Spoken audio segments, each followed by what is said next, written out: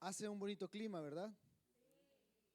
Si no se han saludado, los voy a invitar a que se saluden, se abracen. Si se quieren poner de pie, pueden ponerse de pie, saludarse entre ustedes, decirse qué bueno verte, qué bueno este clima, qué me alegra verte de verdad en la casa de Dios. Qué bonito día.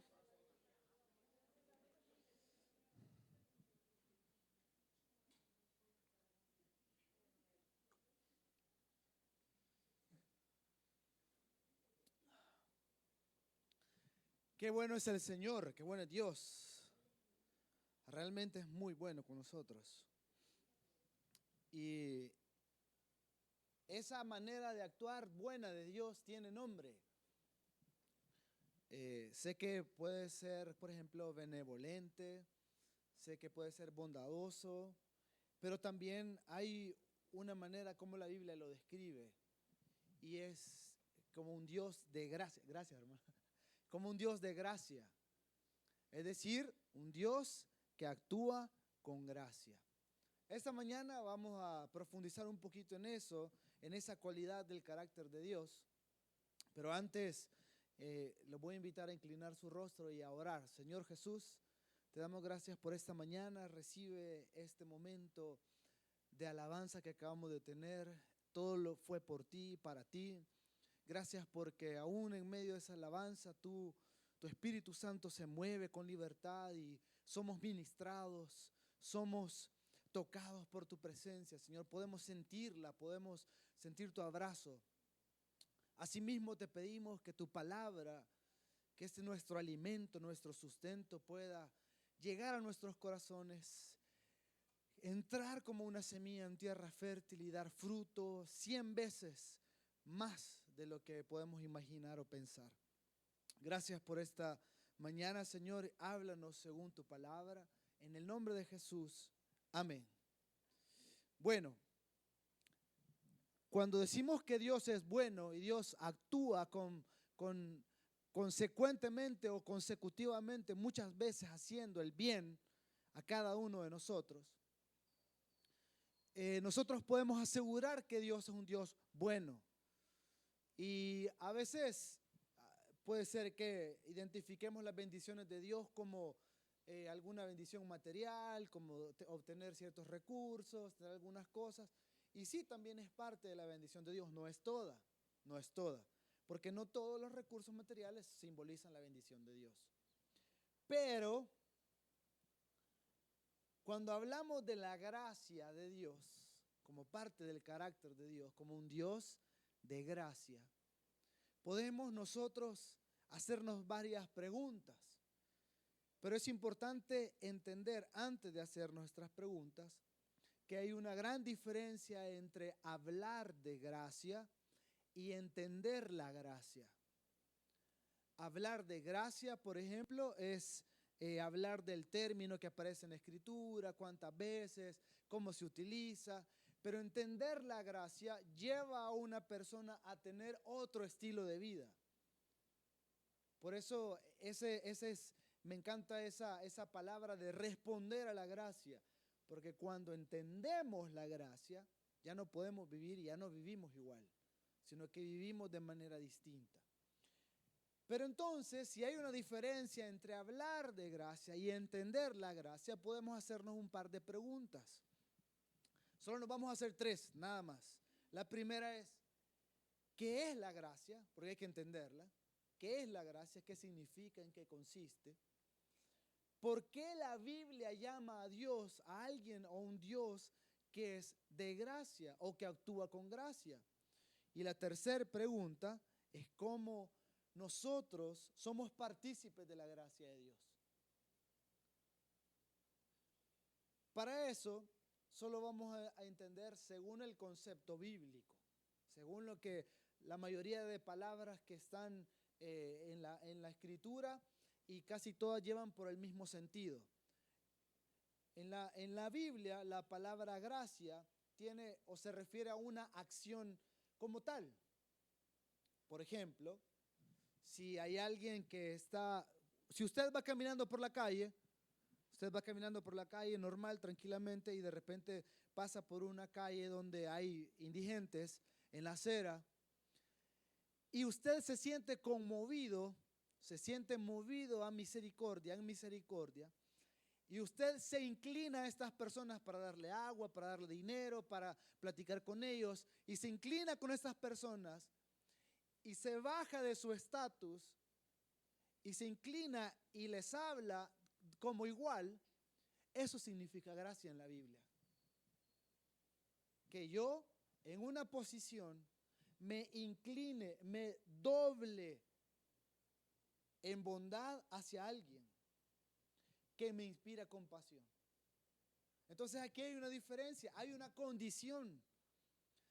Hay una condición mía de bienestar, de estar bien, de estar tranquilo, que no me hace falta nada, estoy pleno. Y hay una condición de necesidad. Y la necesidad de esta persona me mueve a compasión y yo actúo con gracia. Entender eso es muy importante para nosotros y así poder entender muy bien la gracia. Abrazar esta idea de lo que la Biblia dice que es gracia es importante para racionalizar, entenderla, abrazar la gracia de Dios. Porque si lo vemos desde el punto de vista, Dios, desde ese punto de vista, Dios, que todos lo sabemos, la Biblia lo dice muchas veces, que Él es el creador de todo el universo, que Él es un Dios supremo, superior, que está en el cielo y todas las cosas fueron creadas por Él. Pero Él también dice un versículo que mencionaba Raquel en la parte, en la dirección, que es un poema que escribieron entre muchas personas y Pablo lo retomó, y es Filipenses 2, que habla de la persona de Cristo.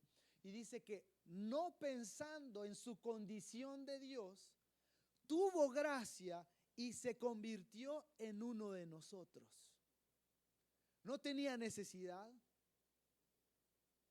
Fue movido únicamente por su propia voluntad. Y eso es algo importante en la gracia, porque es voluntad del que la entrega. No la provoca la persona. La necesidad de las personas puede tocar el corazón, pero es una decisión de aquel que entrega la gracia. Voluntaria, no obligatoria. Entonces, ese es el concepto en el que la Biblia explica la palabra gracia y pone a Dios como la fuente de la gracia. Por ejemplo, ya respondimos la primera pregunta, ¿qué es la gracia? Es un acto de yo en mis condiciones, movido por la necesidad, tomo la decisión de rebajarme, voy a utilizar esta palabra, pero de rebajarme, de no pensar que yo soy más, de no entender o de no aferrarme a mi condición literal, como dice la Escritura en Filipenses, de no aferrarme a mi condición y sentarme con alguien que tiene necesidad y obrar por él, hacer favores para él, ser bueno con esta persona. Eso significa gracia. Esa es la gracia. Entonces, ¿por qué la Biblia llama a Dios un Dios de gracia?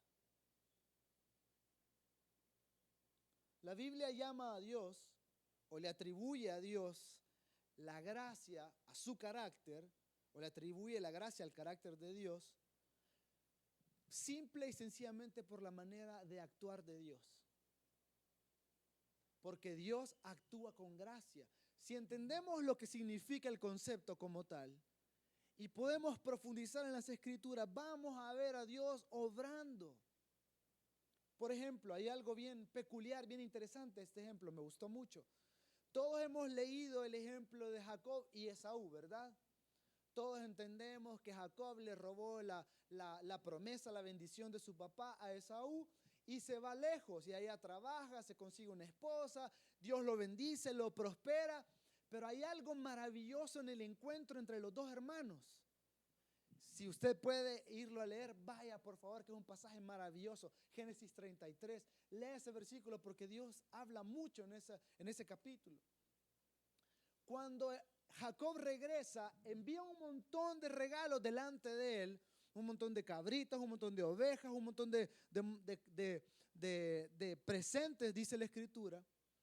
Y cuando finalmente se encuentran, escuche esto, cuando finalmente se encuentran, Jacob todo temeroso, así achicado, como quien dice, sí, recuerdo que la regué, vea. O sea, del que Dios había tenido misericordia estaba achicado. Y envía todos esos regalos, y las palabras que le dice Jacob es: te envié todos estos regalos para saber si encontraba gracia delante de ti y venir delante de vos y estar en paz. O sea, estar tranquilos. La respuesta de Esaú es una maravilla. Le dice, por favor, escuche esto, maravilloso, porque Dios es la fuente de gracia. El versículo 16 de Génesis 33, entre palabras dice: quédate por favor con todas tus cosas, le dice Esaú a Jacob, porque Dios ha sido bueno conmigo. Porque Dios me ha dado a mí la bendición. La fuente de la gracia no era Jacob. La fuente de la gracia era Dios. Es Dios. Y Esaú reconoce eso. Ese versículo, ese pasaje habla maravillosamente de que Dios es la fuente de esa gracia. Porque frente a esa situación compleja, como Esaú había experimentado la gracia de Dios, aun cuando la bendición le había sido usurpada, aun cuando eso había pasado, él se comporta con gracia delante de Jacob y le dice: no te preocupes, quédate con tus cosas. Y dice la Biblia, cierra ese episodio diciendo que los dos juntos se arrodillan, se acuestan hombro con hombro y lloran largamente, reconciliándose.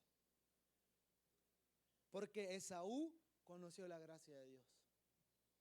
Aunque escogió a Jacob, experimentó la gracia de Dios. Asimismo, el pueblo de Israel, en innumerables pasajes de la Escritura, Israel reconoce a Dios como el que obra, como el que siempre lo ha cuidado, como el que siempre está en favor de él. Si ustedes leen, si tratamos de leer el Antiguo Testamento en orden, los que conformaron toda la Biblia trataron de poner en orden toda la historia de Israel.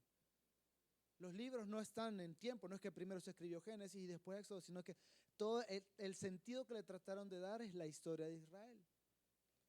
Y es bien interesante cómo Israel siempre tuvo una perspectiva de Dios, de que Israel era un pueblo indefenso y Dios siempre estaba para cuidarlos. Es decir, frente a todas las naciones que se podía enfrentar o estar rodeado, Israel, cuando se creían más y poderosos, les iba mal en sus propias fuerzas. Pero cuando reconocían que ellos habían sido liberados de Egipto, que habían comido en el desierto, que habían bebido agua de una piedra, por gracia de Dios, estaban bien. Esa es la concepción, la idea que el pueblo de Israel tiene cuando en todos los libros de la Escritura se muestra el favor de Dios para Israel. Gracia es favor, gracia es, algunos sinónimos de la gracia son benevolencia, favor, un regalo o un don dado porque es bueno. Y aparte de eso es gratis. Gracia significa incluso hasta perdonar, puede ser un sinónimo. Y eso es lo que Dios hace. Hizo con Israel muchas veces. Hay un pasaje de la Escritura maravilloso que no lo anoté por falta de tiempo, pero dice: yo los voy a esperar aquí, si no me equivoco es Isaías, los voy a esperar aquí, esperándose que ustedes terminen de hacer sus cosas, sus regadas, los voy a esperar aquí para levantarlos. Esa es la gracia de Dios. Israel experimentó la gracia de Dios. Por eso es que la Biblia, a lo largo de toda la Escritura, muestra la idea de que Dios es un Dios de gracia, que actúa haciendo buenas cosas por su pueblo, haciendo buenas cosas por los suyos. Siempre obra de esa forma. Hay un pasaje maravilloso que es el Salmo 68, versículos 19 y 20, para que entendamos la idea de lo que Israel tenía. Me encanta ese pasaje. Salmo 68, versículos 19 y 20. Génesis 33, 11, 10 y 11 son los pasajes que le leí de Jacob y Esaú. Salmos capítulo 68. Leamos juntos este versículo que son maravillosos. Salmo 68, versículos 19 y 20. ¿Ya lo tienen? Dice así, leámoslo juntos. 19, 20. Aquí está. A la cuenta de 3. 1, 2 y 3. Bendito el Señor, cada día nos colma de bendiciones. El Dios de nuestra salvación. Dios, todos juntos el 20. Todos juntos el 20. 1, 2 y 3. Dios, nuestro Dios ha de salvarnos, y de Jehová el Señor es librar de la muerte. Si algo tenía claro Israel, es la gracia de Dios. Porque lo experimentó muchas veces, de muchas maneras, con muchos ejemplos. Siempre que Israel se desviaba en su camino, Dios enviaba a una persona, un profeta, para hablarles, para recordarles, para hacerlos regresar, para anunciarles su castigo, pero también la gracia de Dios. Aunque hay pasajes donde dice, yo voy a castigarlos por haber hecho esto y por haber hecho lo otro, dice, pero voy a preservar a los que han sido fieles. La gracia de Dios. Entonces la Biblia llama a Dios un Dios de gracia por cómo Dios obra. En pasajes como este, en Éxodo capítulo 33, versículo 16, uno de los pasajes que creo que más hemos estudiado, más hemos leído y sabemos, hemos abrazado, ese pasaje donde Moisés le dice al Señor, si tú no vas con nosotros, ¿qué dice? Entonces yo no voy, ¿verdad? Un pasaje fascinante de la Escritura.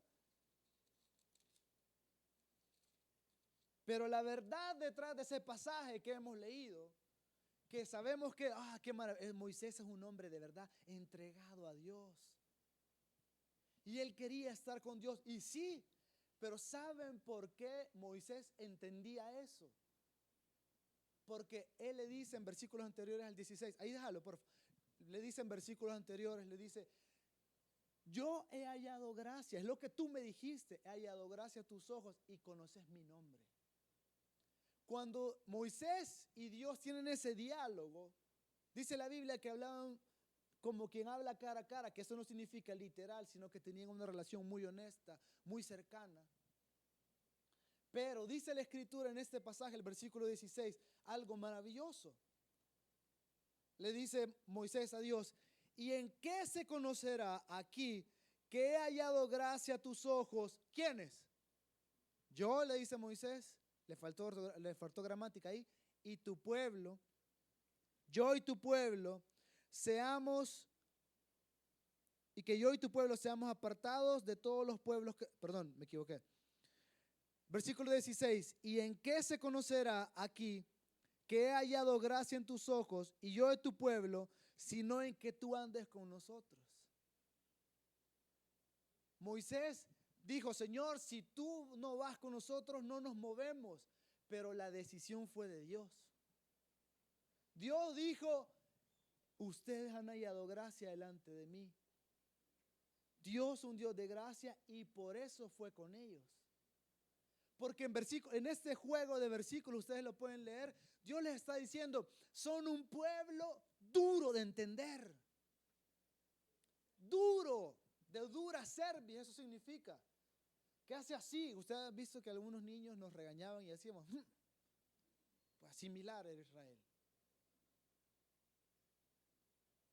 Endurecía todo y se pone así todo. Eso les está diciendo Dios a sus hijos. Pero aún así, la Biblia lo presenta a Dios como un Dios de gracia, que el pueblo necesitado, recordemos el principio, la condición de Israel. Si Israel estaba en este momento, no tenía un lugar donde establecerse, no tenía una fuente de comida, no tenían una tierra donde cultivar, no tenían una fuente de agua, no tenían nada de eso. Si Dios no iba con ellos, estaban perdidos. Si Dios no estaba con el pueblo de Israel, en otros pasajes dice que iban a ser acabados, destruidos. Esa necesidad, mira a Dios, y aunque el Israel era de dura cerviz, necios, el Señor va con ellos, porque es un Dios de gracia. Aunque el hombre lucha contra toda su carnalidad, sigue decidiéndose él mismo en lugar de Dios, aún así, Dios envió a Jesús. En el Nuevo Testamento, la Biblia nos enseña que Jesús es la persona que nos refleja la gracia de Dios. Aunque en palabras de Jesús muy pocas veces se pone el término gracia, solo en Juan algunas ocasiones, pero la obra de Jesús, el ministerio de Jesús nos refleja la gracia de Dios. Jesús, ¿qué hacía cuando veía a una persona en necesidad? Le hablaba, lo restituía. ¿Saben ustedes que los milagros de Jesús, algunos de los milagros de Jesús son bien enfáticos porque no solamente les obraba físicamente, sino que el milagro también los insertaba una vez más en la sociedad? ¿Qué mayor gracia que eso? Una salvación completa de la persona. Jesús nos muestra en su ministerio en muchísimas ocasiones la gracia de Dios, el amor por los perdidos, la condescendencia de Dios para los débiles, el deseo de sanar a los enfermos,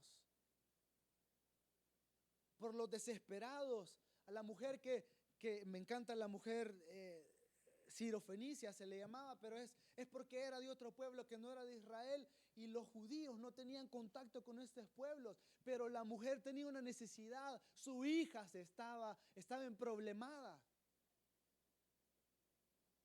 Y Jesús, movido por la necesidad de la mujer, en gracia actúa. Y no le importa lo que todos los religiosos pudieran decir, él estaba lleno de la gracia de Dios. Él estaba lleno de la gracia de Dios. Pablo es la persona que utiliza en más textos de la escritura del Nuevo Testamento la palabra gracia, porque se volvió algo muy importante para Pablo. Porque en la vida religiosa de Israel, toda la gente entendía que todos alcanzaban a Dios por obras. Pero lo cierto es que Pablo dice, todos somos pecadores, nos pone a todos en la misma condición del que está tirado en el suelo, como un pecador, y pone a Dios como aquel que se arrodilla por medio de Jesús y obra en gracia. Esa es la realidad de todos nosotros. Y entonces Pablo en muchos pasajes dice cosas como esta, Efesios 2, versículo 4 y 5. Dice, pero Dios, que es rico en misericordia, por su gran amor por nosotros, nos dio la vida con Cristo, aun cuando estábamos muertos sin pecados. Y el versículo termina diciendo, por gracia han sido salvos. O sea, Dios hizo esas cosas, no porque, pobrecitos, si al final el hombre decide rechazar a Dios. Dios hizo eso por gracia, por su propia voluntad. Nadie lo motivó ni lo movió. Él decidió obrar y enviar a su Hijo Jesús. Por gracia somos salvos. Es por eso que la Biblia llama a Dios un Dios de gracia. Es por eso, por cómo Dios obra. Ahora, ¿cómo nosotros somos partícipes de la gracia de Dios? Antes de pasar a este punto, solo quiero preguntar algo. ¿Quién aquí ha recibido la gracia de Dios? No podemos negarnos, ¿verdad? De diferentes maneras hemos percibido la gracia de Dios. Cuando Dios obra bien con nosotros, es porque Él tiene gracia con nosotros. Aun cuando nosotros fuésemos infieles, dice la palabra, Él permanece siendo fiel por su gracia, por su propia decisión de darnos su favor, de darnos a la persona de Jesús. Ahora, ¿cómo nosotros somos partícipes de la gracia de Dios, de esta bendición? Somos partícipes de la gracia de Dios de dos maneras. Siendo beneficiados directamente. Porque la Biblia nos enseña que Dios, dice la palabra, no quiere que nadie se pierda. Entonces, Él, como dijo un autor maravilloso, el que escribió los libros de Narnia y los después hicieron películas, C.S. Lewis, Dios mostró toda la película completa en Jesús. Y todas las personas pueden mirar, escuchar la proclamación del Evangelio, lo que Cristo hizo. Todos. El hombre es el benefactor, o sea, voy a utilizar esta palabra, pero no es que seamos un objeto como tal, pero es para entender. El hombre es el objeto de la gracia de Dios, él es el que se beneficia directo. Cuando una persona compra un seguro, dice, ¿quién es el beneficiario? Si está casado, su esposa. Si no, tiene problema.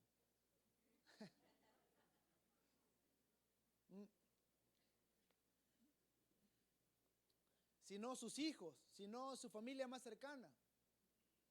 Pero el punto es que las personas que más ama o las que tienen relaciones más cercanas, con las que ha decidido pasar su vida, son las que se benefician directamente. Dios decidió que fuéramos nosotros los hombres y mujeres. Cuando digo hombres me refiero a ambos. Que fuéramos los que reciben la gracia de Dios directamente, podamos experimentarla y en nuestro entendimiento podamos abrazar el sacrificio de Jesús y reconocer la gracia de Dios. Esa es la primera manera. Y la segunda manera es obrando en gracia con los demás. Algunos de nosotros podemos tener condiciones estables, condiciones favorables, con las cuales podemos también favorecer a otros. Algunos hemos sido bendecidos por Dios de salud, con familia, económicamente, de cualquier cosa. Y eso nos vuelve también automáticamente en personas que pueden otorgar gracia a los demás. Si nosotros no actuamos con la misma gracia que Dios nos ha bendecido, podemos ser semejantes a esta persona. Vayan conmigo, por favor, a Mateo capítulo 18, versículo 23.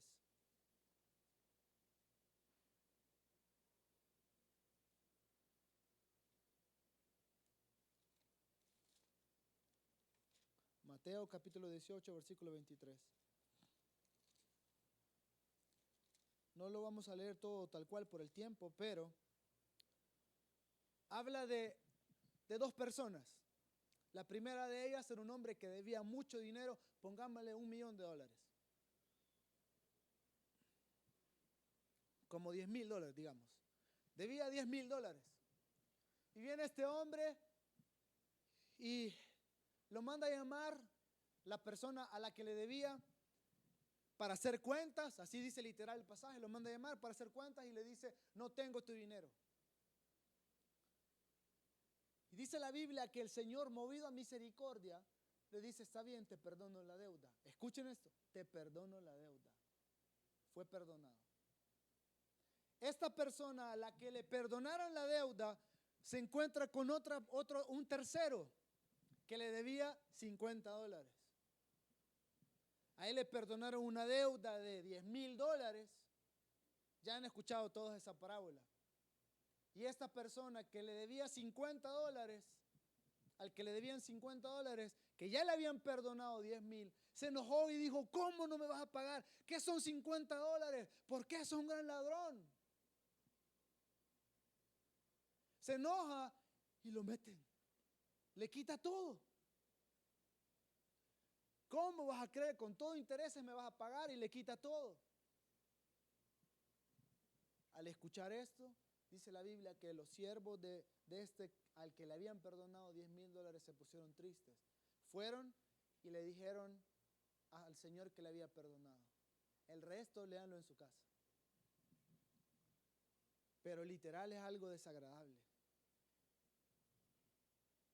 La Biblia, la Escritura nos manda a nosotros: por gracia recibimos. ¿Cómo, perdón?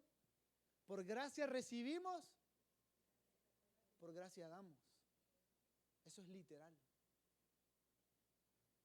Si experimentamos la gracia de Dios, también podemos otorgar gracia de Dios a otros. ¿Cómo, David? ¿Cómo? ¿Cómo puedo otorgar gracia? Comportate, sé bueno con alguien más,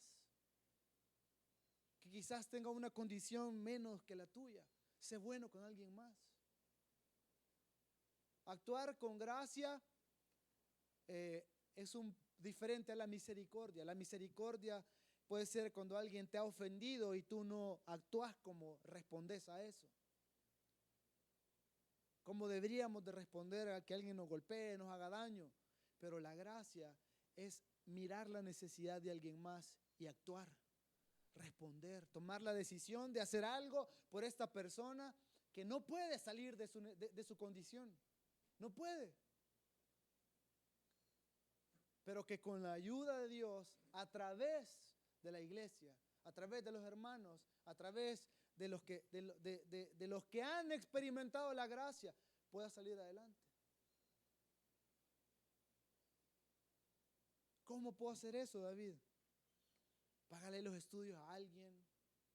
Si no puedes con eso, ayudarle con comida a alguien. No le cerres las puertas de tu casa. No le cerremos las puertas de la iglesia a nadie. No condenemos a nadie. Eso es actuar con gracia. Porque nosotros somos el resultado de la gracia de Dios.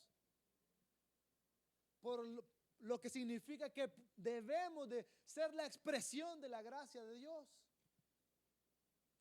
Lo que recibimos por gracia, damos por gracia. Damos por gracia.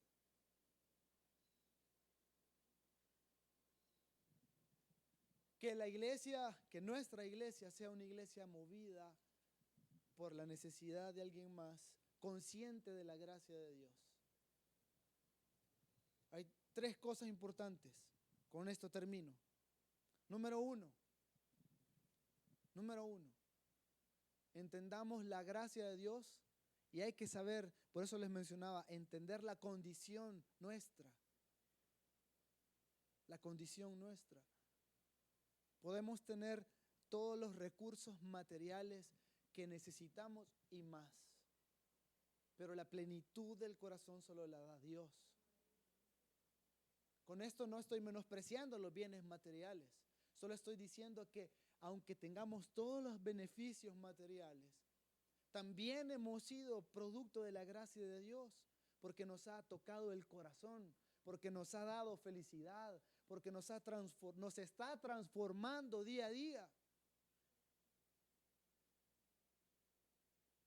Y eso nos hace entender la situación, que Dios es un Dios que se ha inclinado a nosotros, como dice la Escritura, mirándonos en nuestra condición de pecado y actuando en favor. Jesús no nos pidió nada y no nos pide nada. Lo que hacemos aquí es una respuesta de amor al amor de Dios.